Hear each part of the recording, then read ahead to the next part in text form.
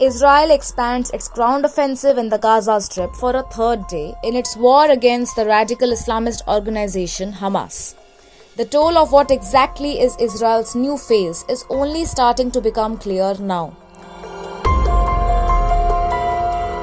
The death toll on Gaza has crossed 7,000 fatalities. Over 19,000 people have been injured and 1.4 million people have been internally displaced. At least 29 journalists have died along with 53 United Nations employees. Israel has appeared to have shut off communications in the Gaza Strip. International aid groups and press organizations have lost contact with their staff, creating a vacuum.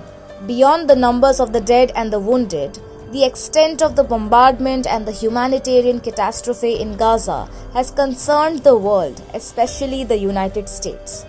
President Joe Biden made his first phone call to Israeli Prime Minister Netanyahu, asking him to prioritize the protection of civilians.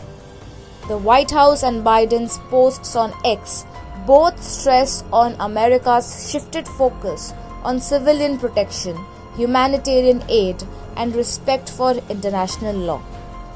In an exclusive interview with CBS Network's show 60 Minutes, Kamala Harris said that the US has absolutely no intention of sending American combat troops into Israel or Gaza amid fears over a wider regional conflict.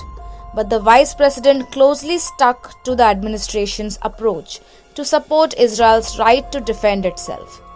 She goes on to add that the Palestinians deserve equal measures of safety, security, self-determination, and dignity.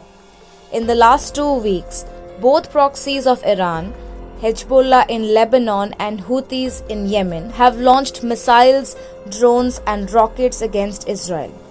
Iran-backed militias have also fired on US troops stationed in Iraq and Syria. In response, the US has launched airstrikes against Iranian weapons facilities in Syria. The Pentagon has also deployed additional troops and aircraft carrier strike groups in the region.